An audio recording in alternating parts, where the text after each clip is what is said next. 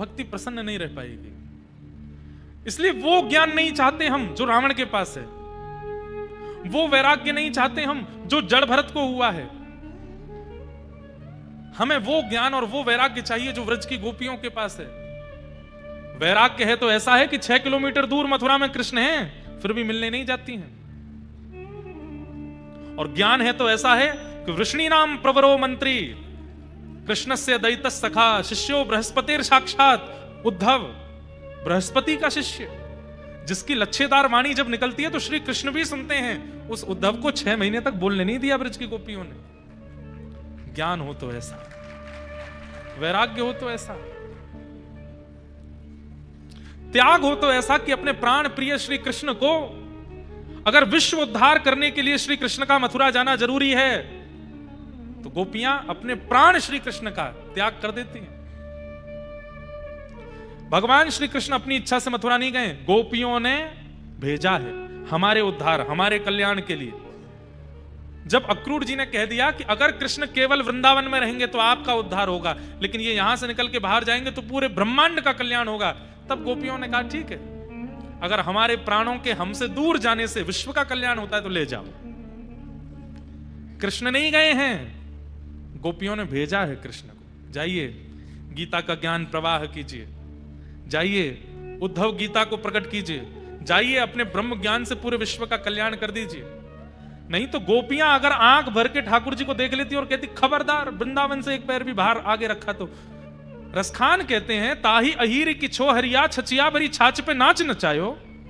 छचिया किसको कहते हैं? हाथ ऐसे करो, ये बीच में जो गड्ढा बना ना हाथ में, इसको छचिया बोलते हैं। क्या बोलते हैं? इसमें छाछ भर लो, कितनी छाछ रुके कि यहां बीच में बस रुक जाए, इतनी छाछ के पीछे इतनी छाछ हाथ में लेकर के गोपियां कहती लाला पिएगो? ठाकुर जी के यहां पीऊंगो, पहले नाच के दिखा। त्रिलोकीनाथ ब्रह्मांड नायक जिनकी भ्रकुटी टेढ़ी करने से भूचाल आ जाता है पृथ्वी पर, वो छचिया भर छाछ के लिए गोपियों के आगे नाचते हैं। ये रसखान कह रहे हैं। गोपियां अगर कह दें श्री कृष्ण को मथुरा नहीं जाना है, कितने भी बड़े परमात्मा हो नहीं जा सकते थे, गोपियों की इच्छा से ठाकुर जी गए। विषय बहुत विस्तृत हो जाएगा, पर भक्ति हो, ज्ञान हो, वैराग्य हो, यथा ब्रज गोपिका नाम, जैसी ब्रज की गोपियों का है। गोबर थापती हैं, लेकिन गोबर थापते थापते भी कहती हैं न खलु गोपिका नंदनो भवान अखिल देहि नाम अंतरात्म दृक्। कन्हैया हम जानती हैं तुम नंद जी के लाला नहीं हो, तुम यशोदा के लाला नहीं हो। ठाकुर जी डर गए, इनको पता तो नहीं चल गई कि मैं कहीं वसुदेव और देवकी को लाला हूं। गोपियां ठाकुर जी बोले तो फिर मैं कौन को लाला हूं? गोपी बोली अखिल देहि नाम अंतरात्म दृक्, पूरे ब्रह्मांड के समस्त जीवात्माओं के चित्त में रहने वाला वो परम तत्व परमात्मा तुम ही हो, हम जानती। ठाकुर जी बोले इनको तो पता है कि मैं परमात्मा हूं, इनको तो पता है कि मैं ईश्वर हूं, फिर भी मेरे साथ ऐसी बाल लीला कर रही हैं।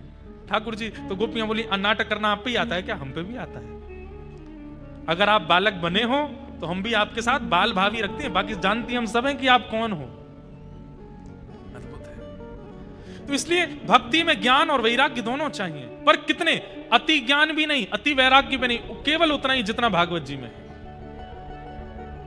ज्ञान कितना चाहिए कि सही गलत की पहचान, और वैराग्य कितना चाहिए कि सामने कोई भी विषय वस्तु आ जाए मन विचलित ना हो, इतना वैराग्य। बस इसके सहित जब भक्ति में आएंगे ठाकुर जी मिल जाएंगे। तो भक्ति ज्ञान वैराग्य के वर्धन के लिए नारद जी महाराज ने भागवत की कथा कराई। किसने की? सनक सनंदन सनातन सनत कुमारों ने। उस कथा में आते ही भक्ति ज्ञान वैराग्य दोनों पुष्ट हो गए, और श्रीमद् भागवत जी की कथा से ज्ञान वैराग्य की पुष्टि हुई। आत्मदेव नाम के ब्राह्मण थे, धुंधुकारी उनका एक पुत्र था, महान दुष्ट था। उसके दूषित कृत्यों के कारण मां ने प्राण त्याग दिए, पिता ने घर छोड़ दिया। माता पिता को कष्ट पहुंचाने के कारण बालक को मृत्यु के बाद प्रेत बनना पड़ा। ये बात याद रखिएगा बंधुओं। हम बच्चों को तो बहुत समझाते हैं, पर आजकल माता पिताओं को भी समझाने की बहुत जरूरत हो गई है। माता पिता भी बड़े विचलित होते जा रहे हैं हमारे भारत के। बच्चा धुआं उड़ाता है उससे दिक्कत नहीं है, बच्चा पीला पानी पीता है उससे दिक्कत नहीं है, बच्चा मांस खाता है उससे दिक्कत नहीं है, पर पूरे दिन कथा सुनता है इससे बहुत दिक्कत हो जाती है कई माता पिताओं को। ये ताली बजाने वाली बात ही नहीं है। अरे कोटा वालों क्या कर रहे हो आप, ये ताली बजाने वाली बात है? हमसे पूछिए, हमसे हजारों लोग मिलने आते हैं, आधे से ज्यादा बच्चे रोते हुए आते हैं। क्यों? कई बच्चे तो ऐसे हैं कि वो उन्होंने प्याज लहसुन खाना बंद कर दिया तो उनके माता पिता जबरदस्ती अंदरूनी रूप से किसी सामग्री में मिला के खिला देते हैं, ऐसा तक करते हैं। हमारी उन माता पिताओं से प्रार्थना है, काय को हिरण्यकश्यप बन रहे हो, वो दिन दूर नहीं होगा कि नृसिंह प्रकट हो जाएंगे, फिर दौड़ते डोलोगे तो ब्रह्मांड में कोई रक्षा नहीं करेगा। फिर कम से कम बच्चे व्यसन तो नहीं कर रहे, गलत काम तो नहीं कर रहे हैं। जैसे तैसे व्यासपीठ के माध्यम से, कथाओं के माध्यम से, भक्ति पथ के माध्यम से बच्चों में सुधार आ रहा है, वो भक्ति मार्ग की ओर बढ़ रहे हैं। कोई मीरा के पथ पर, कोई कृष्णदास के पथ पर चल रहा है, आप क्यों उनको इस प्रकार से प्रताड़ित कर रहे हैं? अच्छी बात है कि बच्चे व्यसन नहीं करते, बच्चे सुधर रहे हैं। उन माता पिताओं से हमारी प्रार्थना, कृपा करके ऐसा व्यवहार बच्चों के साथ ना करें। लेकिन बच्चों से भी प्रार्थना, माता पिता चाहे जो कर लें, उनके प्रति गुरुतुल्य भाव ही रखो। प्रहलाद जी के लिए नृसिंह भगवान प्रकट हुए, उसमें जप भी था, तप भी था, नाम जप भी था, प्रहलाद जी की भक्ति भी थी। लेकिन एक तरफ इतना अत्याचार करने वाले पिता के प्रति प्रहलाद जी का जो समर्पण भाव है, उस पर भी ठाकुर जी रीच करके आए कि भले ही पिता ने कितना भी गलत किया हो, लेकिन प्रहलाद ने अपने पिता की कभी निंदा नहीं की, अपने पिता को कभी कुदृष्टि से नहीं देखा। हिरण्यकश्यप लात मारते हैं, हिरण्यकश्यप गालियां देते हैं, हिरण्यकश्यप मरवाने के लिए तैयार करते हैं, पर नित्य प्रहलाद जी का नियम है, सुबह उठते ही स्नान ध्यान करते ही सैनिकों से कहते हैं, एक बार पूज्य माता जी और पिताजी के चरण स्पर्श करा लाओ। हाथ में हथकड़ियां हैं, पैरों में बेड़ियां हैं।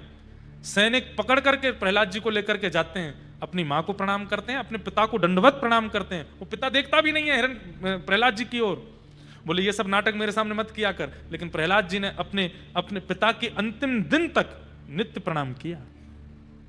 मेरे पिता चाहे जैसे हूं, इनकी वजह से मैं हूं, रोज प्रणाम करते हैं। ठाकुर जी इसलिए भी प्रकट हुए कि प्रहलाद की अपने मातृ पितृ के प्रति भक्ति तो देखो कैसी है।